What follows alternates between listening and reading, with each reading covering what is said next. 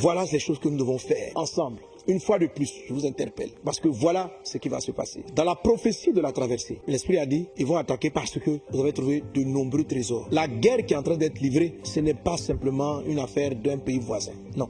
C'est des puissants de ce monde, et vous le savez, qui ont décidé de plonger le pays dans le chaos. Vous savez, ne voyez pas des pays. Aujourd'hui, les gens, lorsqu'ils raisonnent, quand on dit les puissants de ce monde, ils voient France, États-Unis. Non, non, non, non, non. Ce n'est pas des nations. Ce n'est pas la peine de vous en prendre même à des ambassades. Ce sont des personnes, des individus qui sont aussi riches que des États et très puissants, des puissants de ce monde. Donc, ils sont capables de dire à leur gouvernement, voici la ligne qu'on va prendre. Parce que nous, on a tel intérêt dans ce pays. Donc, des puissants veulent se partager le Congo. La crise qui a commencé risque de durer, si vous ne vous levez pas pour la prière, à peu près 7 ans.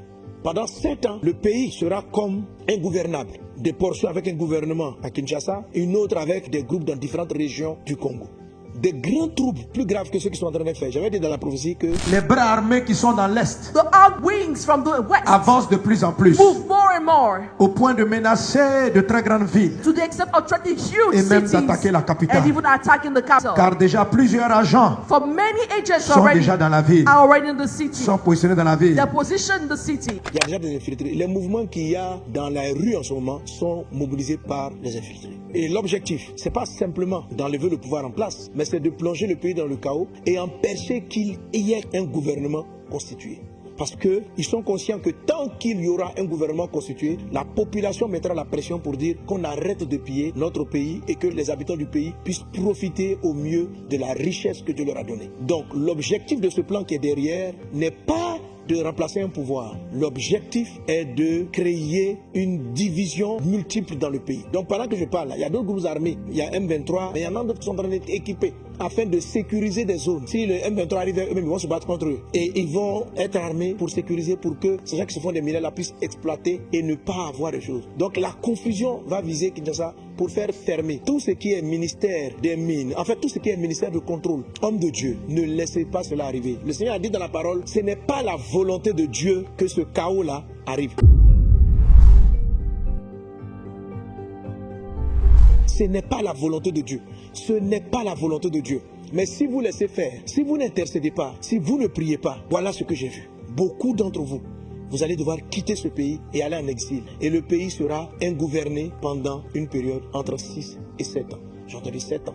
Mais j'ai compris que vers 6 ans, beaucoup de pourparlers, des choses allaient être réglées par la grâce de Dieu pour que la stabilité revienne.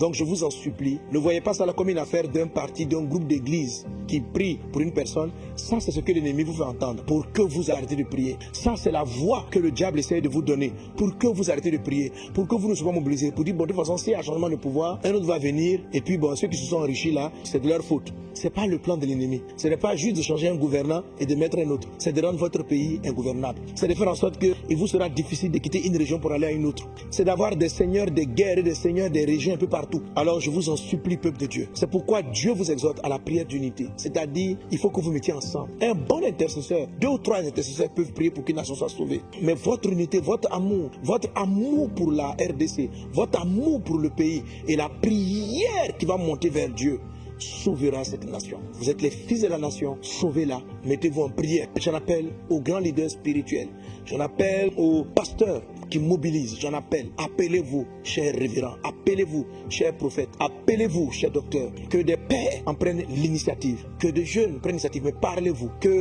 l'orgueil, que les velléités personnelles soient mises de côté pour le pays, pour la nation, car nous sommes le sel de la terre. Vous êtes le sel du Congo, vous êtes la lumière du Congo. Dans la partie de la prophétie, l'Esprit disait ceci, aucun n'est indispensable à lui seul, n'est indispensable pour le pays à lui seul, non, aucun. Que chacun d'entre vous transporte une portion de lumière. Et c'est vos forces mises ensemble qui vont amener la lumière et faire en sorte que cette situation de trouble et de confusion soit plutôt un tremplin vers le Congo tant prophétisé. Il ne faut pas laisser que ça arrive dans 7 ans, mais que cela puisse arriver maintenant. Parce que si vous mettez en prière, la manière dont le pays sera dans la confusion, ça va vous obliger, vous tous, à vous retrouver dans des pays à prier. Je vois en Belgique organiser des réunions de prière pour le Congo. Tous les hommes, chacun va taire son orgueil. Cette crise-là va vous humilier tellement tellement que ça va vous contraindre à prier, à supplier Dieu, que Dieu guérisse le Congo, que Dieu délivre le Congo. Alors ne laissez pas cela arriver. N'attendez pas de voir la fermeture de vos églises, car l'ennemi, ces puissances, ces entreprises, ces individus si puissants qui veulent contrôler et prendre la richesse de ce pays, servent les ténèbres, servent le diable. Ils savent la valeur que vous portez dans vos prières. Ils savent la puissance de la prière. Alors, pour le moment, il y a une attaque pour vous diviser, pour vous empêcher de prier. Je vous en supplie. Toute initiative d'unité de prière, joignez-vous et priez. Organisez au stade des martyrs ou dans les plus grands endroits une nuit de prière. Des temps de prière et de prière. Arrachez dans le monde invisible tout ce que l'ennemi a sémé dans le Congo. Arracher et prier. La deuxième partie de cela, c'était l'attitude des leaders à l'humilité et la repentance. L'humilité, c'est de reconnaître qu'il y a des choses que Dieu attendait de nous qu'on n'a pas fait. Si vous vous êtes enrichi, si Dieu t'a mis pour mettre de l'ordre et que tu as favorisé du désordre, vous seul et Dieu le savez. Mais l'Esprit du Seigneur vous appelle. Vous qui avez une portion de pouvoir, si vous n'écoutez pas le message de Dieu, cette prophétie, ce n'est pas hier, je ne sais pas parce que les gens ont pris comment, non, c'est la traversée. Plusieurs agents For many agents sont déjà dans la ville, are already in the city. sont positionnés dans la ville They're positioned in the city pour t'attaquer quand tu seras faible. to attack you when you're Mais si weak. tu t'humilies et tu te répands, But if you humble yourself and Dieu te repent, fortifiera. God will Dieu te strengthen you. gardera. God will keep Lui qui you. t'a dit depuis ton enfance, He who told you right from qu'il your te conduira à ce childhood that poste. He will lead you to this position and attache-toi à post. ton Dieu. Hold on to your God. Attache-toi à Dieu. Hold on to Il te God. parlera. He will speak Et to il te you montrera lui-même and will show you par des Himself songes et des visions through dreams and quels visions. sont les insectes qui te rongent. What are the insects Et qui te rongent de devouring you l'intérieur. and devouring you from the Ainsi inside? dit ton Dieu. Et même encore d'autres prophéties qui datent des années précédentes. Priez, humiliez-vous. Que les chefs humilient. Rentre dans ta chambre. Parle avec ton Créateur. Laisse-le mettre le doigt. Il va toucher des péchés. Et là, je cite en vrac. Je n'accuse personne, mais je cite en vrac. Les enrichements personnels, la débauche sexuelle, la complaisance vis-à-vis de ce qui devait être condamné, l'injustice, ce qui devait être absous, qui n'a pas été absous, qui a été plutôt condamné, les injustices. La Bible dit que le trône d'un roi est affermi par la justice. Lorsqu'il y a de l'injustice, le peuple, le royaume est fragilisé. Fragilisé. Fragilisé quand on fait un appel d'offres et qu'on favorise le moins donnant. Celui qui investit moins pour le pays, celui qui va faire moins, on le choisit pour son ventre personnel, pour ses intérêts personnels. On est en train d'être injuste pour une nation. La nation va commencer à vomir. Parce que le temps du réveil, le temps où la RDC devient une bénédiction pour l'Afrique est arrivé. Donc, si vous êtes injuste, si vous acceptez des marchés, favoriser votre intérêt au lieu de favoriser l'intérêt du pays, vous allez être vomi. Vous allez être vomi. Il faut vous humilier, vous repentir, car il est le Dieu de toute miséricorde, il est le Dieu de toute grâce.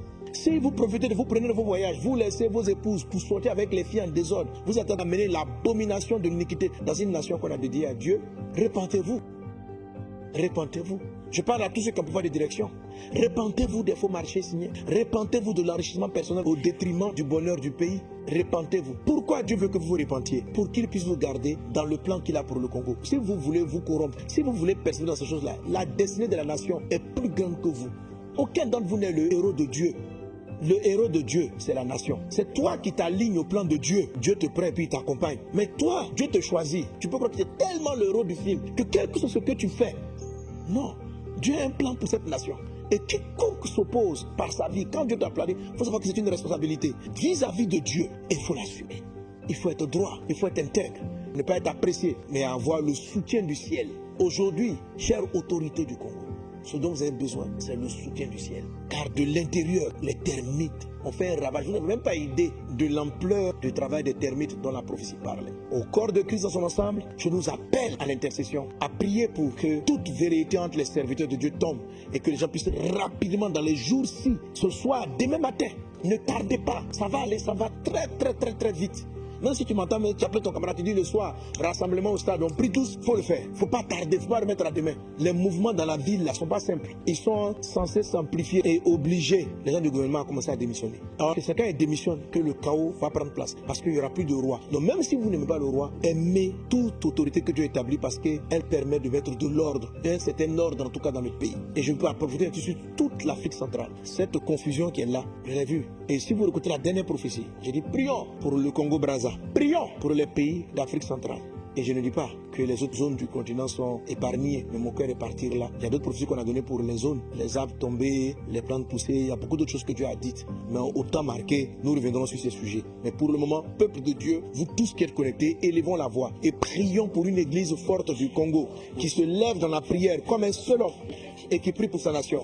Prions pour les dirigeants et les gouvernants afin qu'un cœur repentant leur soit donné et l'humilité puisse les envahir afin de demander la grâce et la miséricorde de Dieu. Et prions pour la paix sur la RDC et sur toute l'Afrique centrale. Prions pour les dirigeants et les gouvernants afin qu'un cœur repentant leur soit donné et l'humilité puisse les envahir afin de demander la grâce et la miséricorde de Dieu.